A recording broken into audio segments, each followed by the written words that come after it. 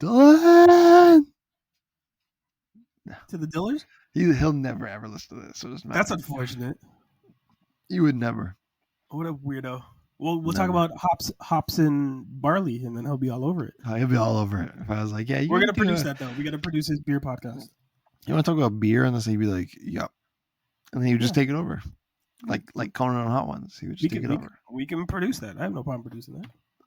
This is Alk Analysis. This is an well, is it? Talk a lot of beer. Yeah, it's Alk Analysis. What was that? Oh, opening beers.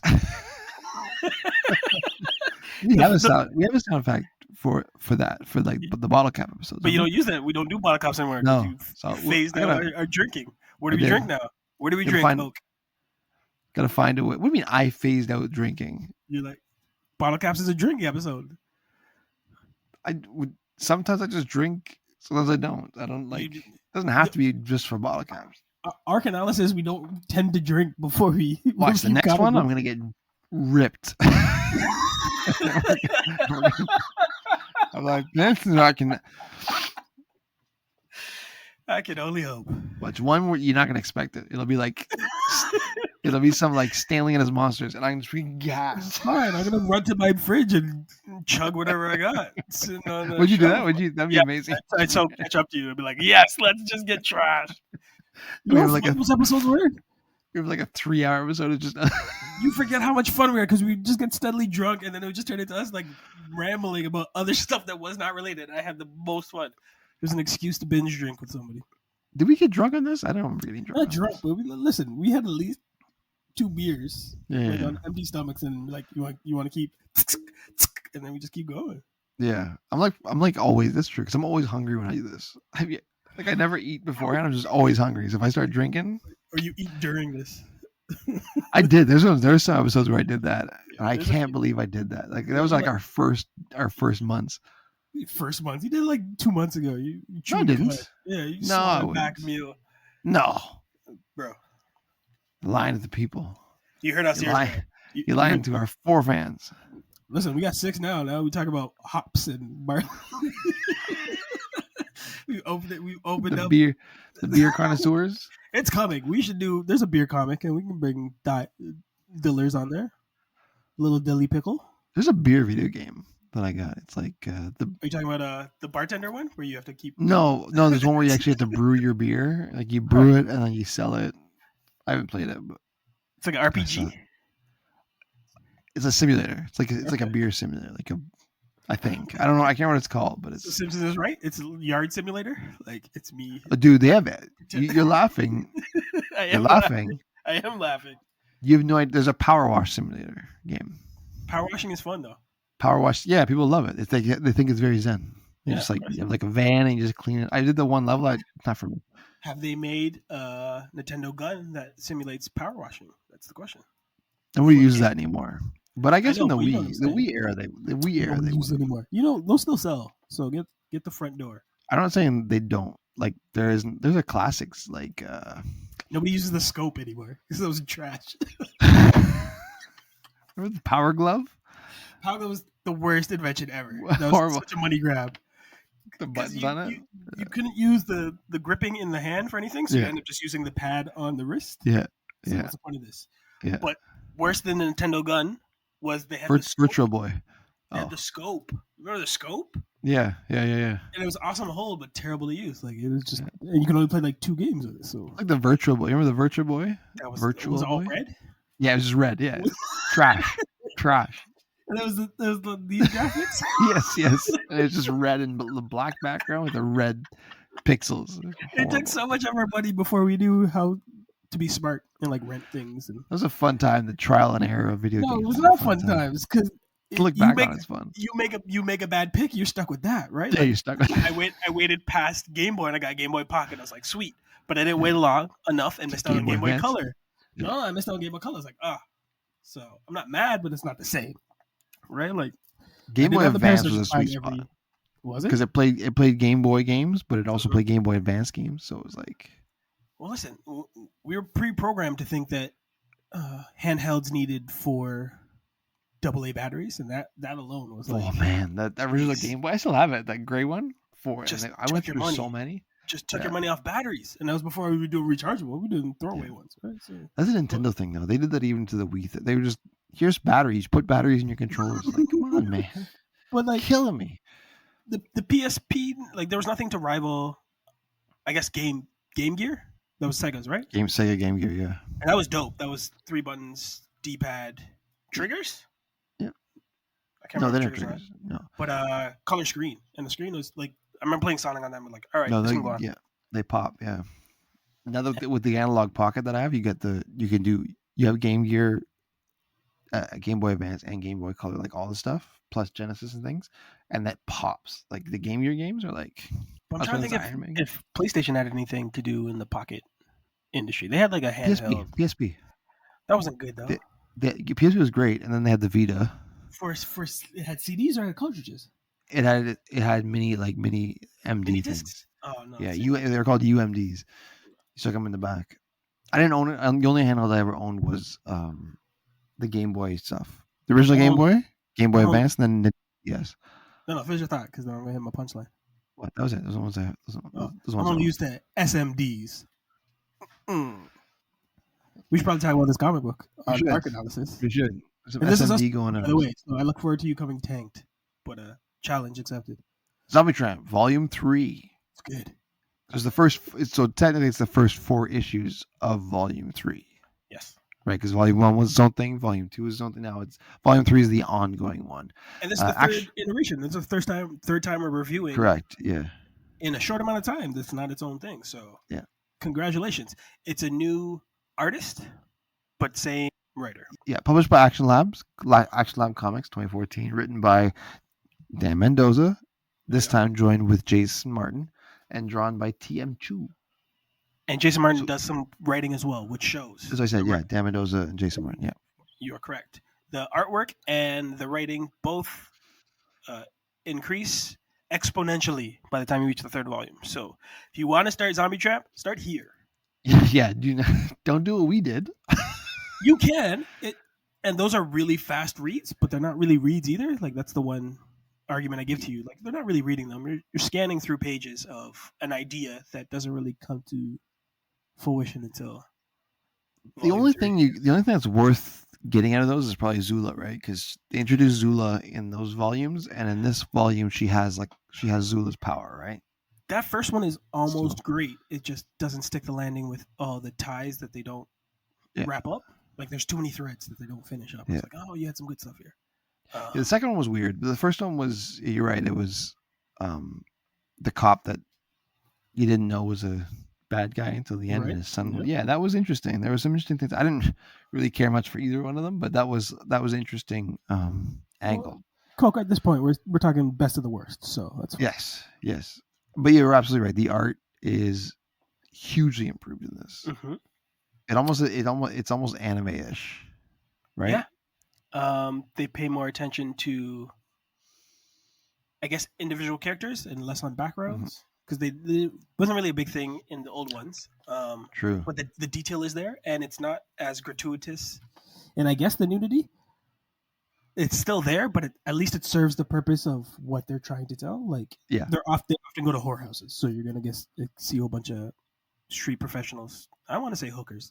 Is hookers no longer PC? You can still call them. Why can't you call them? Why not? I know, because we're a sex positive podcast. We were talking about how you used to watch pornography with your friends. Don't do that. Don't do that. That was. Don't do that. You're lying to the people. Don't do that. Well, but if you want to come over and watch Snapdragon, No, I'd pick what's the one with Alyssa Milano? I don't know. I just remember Snapdragon was Pam before the surgery. Sure. I never seen that Baby. I think it was Baby Blue too, and I was like, well, "What is this?" Something with Shannon Tweed. It was always Shannon Tweed or Pam Anderson. That was Was she the OG MILF? Did she have kids back then? I don't think so. She's the OG Cougar. Then. Yeah, there you go. OG Cougar. There we go. We'll call her Canadian Cougar if you want. Embrace of the Vampire. There you go. Embrace of the Vampire. Yeah. Oh my god! You see how much we keep going off the reservation for this thing? Do you want to tell? Do you want to tell people why Coke and Dank are not talking about the topic at hand? Yeah, because not usually, whenever we don't talk about what we're supposed to be talking about, it's because we didn't really like it. It's kind of just like our natural defense mechanism. You're correct, but this was a better version coming out of Volume 2. Right, but look at all the steps we took to. It doesn't make it good, is the thing. Again, right? We're talking best of the worst, sir. Best of the worst. But let's talk about Janie Bell, okay? Janie Bell, the zombie tramp. She's completely lost her innocence at this point. She is. Would you say anti-hero in this? Or she's as well. Jeez. I just saw a whole bunch of Alyssa Milano movies that struck my baby blue. Poison Ivy's and Embrace of the Vampire. Embrace of the Vampires. Wild. Write those down. But yeah, Janie's basically, she's lost all her innocence at this point. She's like full blown, like, I'm just gonna eat people. Yeah, revenge. She's totally like, I'm just gonna have the world my way. Well, in the beginning, because you do. It ends with like a revenge kind of story, but in the beginning, she's just kind of going through the motions, just eating people, and now she's extra powerful because we learn in this volume she's been a zombie so long that she can jump bodies like Zula did, which is awesome. Which is cool, but then she can also like turn people into zombies or just around her without even biting them. Super cool, but I didn't know she had that power. Yeah.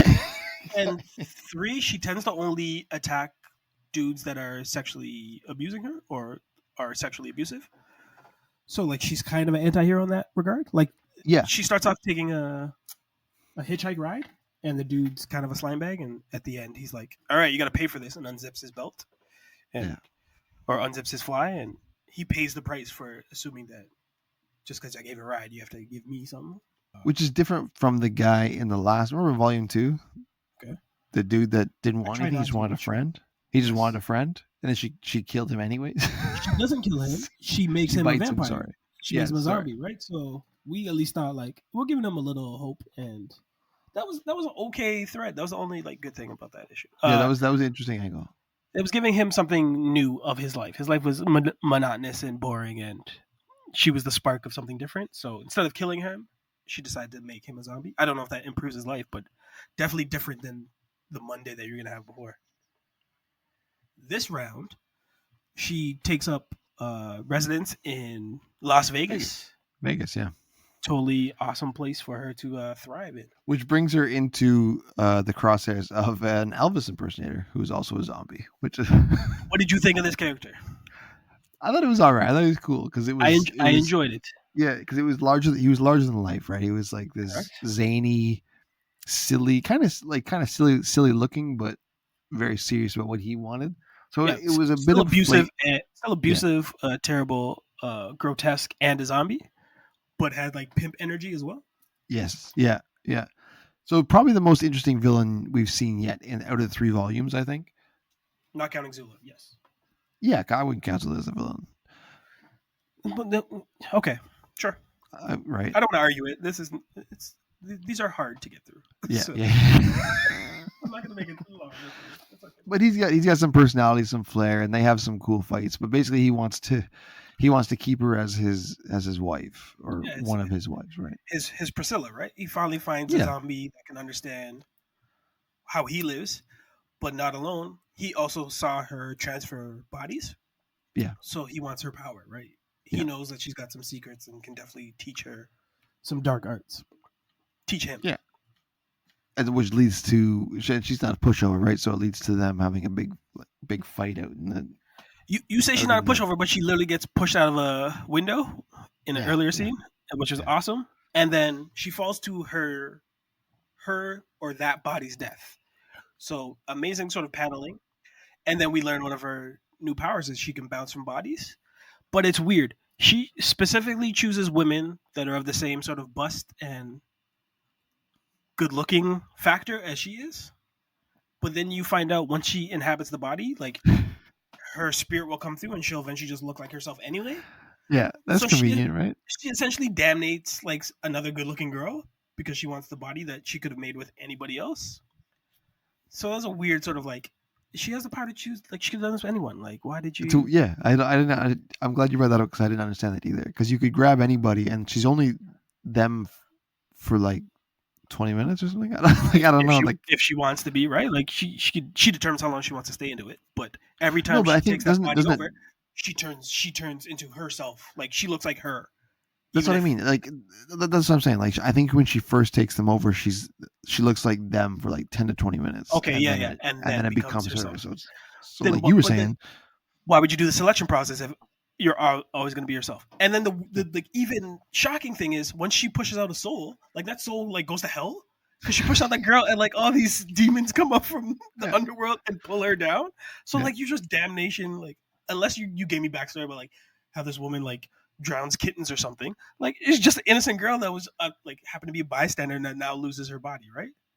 I feel like that's going to come back to haunt her like further down the line. I feel like that's going to come back as a topic in another episode that we eventually drop. Because people just be out here stealing bodies. Yeah, exactly. Yeah, and all those lost souls. At some point, hell's gonna be like, "What's going on here? Like, where are you?" Hell don't care. Hell, death and hell always going to say yes, right? But there's rules though. But there's rules. I guarantee there'll be like some sort of figure that's like, "All right, I'm supposed to take," because they're trying to take her, right? If she takes too long to get a body, they're gonna take her. Are you saying this in terms of logical sense between Coke and Dank? Or are you saying this based in the world that two volumes ago, like she was putting pasties on her nipples? Yeah. Say nothing else. Good point. Okay. Say nothing else. So there's room for improvement, but we like the fact that there's a new power that she has. She can essentially, she's immortal as long as she's smart enough to transfer bodies before a full death hits or before the underworld takes her soul away. She also takes the body of a guy in this. Yes. And that leads to rapes. Another trope that you definitely enjoy in comics that we're reading.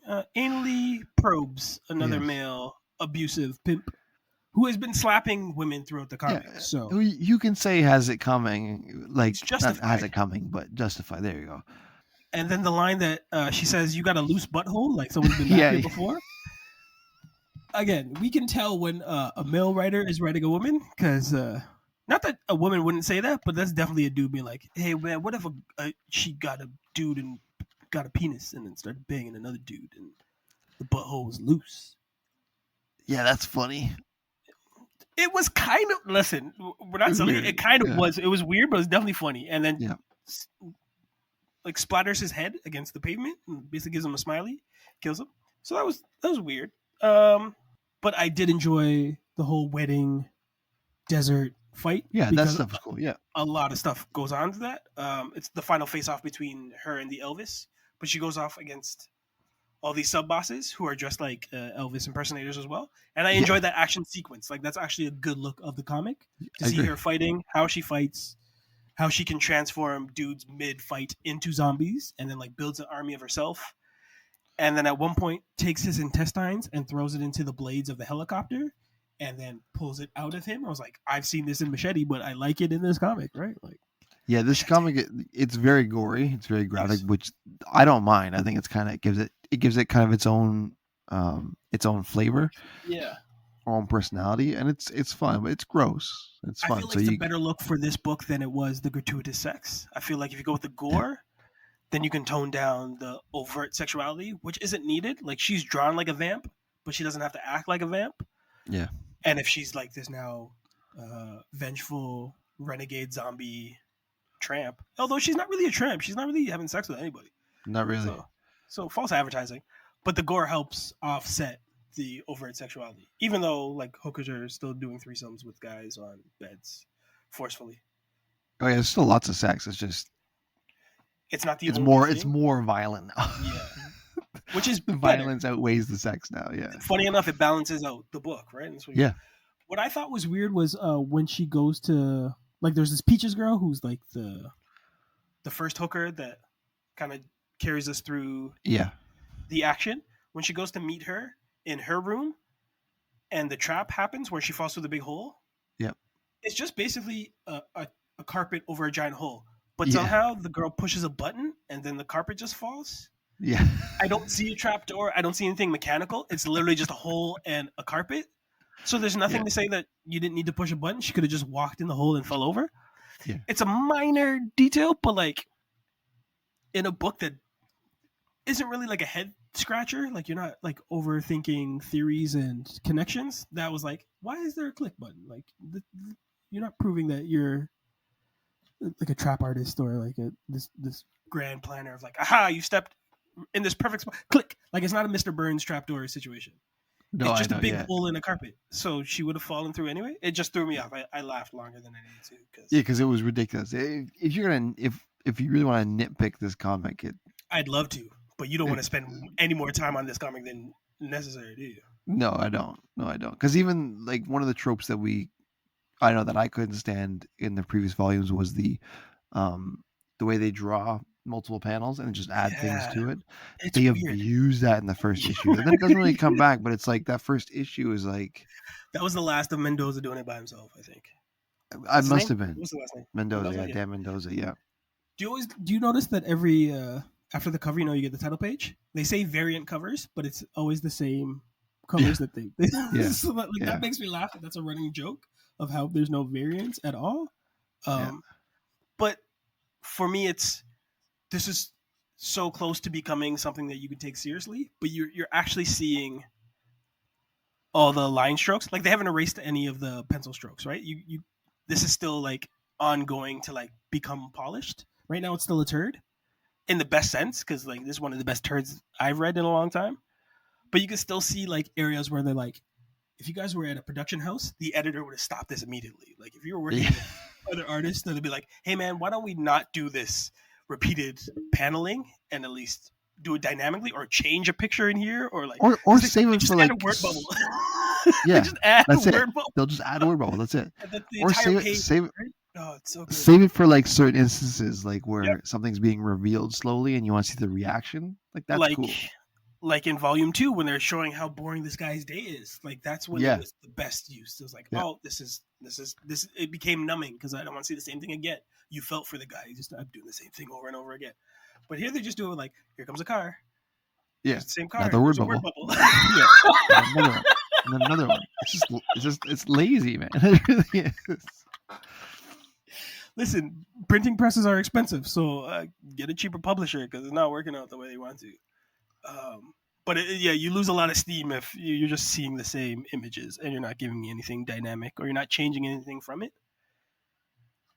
But this is a vast improvement from Volume 2. The artwork looks better. The writing is coherent. There's an actual plot line. There seems to be rules in the world that they're creating. It's the villain's more fun too. The villain's more fun. Like, the fights are fun. She makes more sense. She's actually following sort of her own guidelines now, right? Like she's not just a lost girl who got abused and fell into this victim of circumstance and became his army. She's now taking onus of like, oh, this is who I am. She can change back and forth from zombie, from human person. There's cool stuff going on. There is. And so that being said, we rate these on a good or bad basis. Boom for good, bah for bad, and whoosh for what I just read.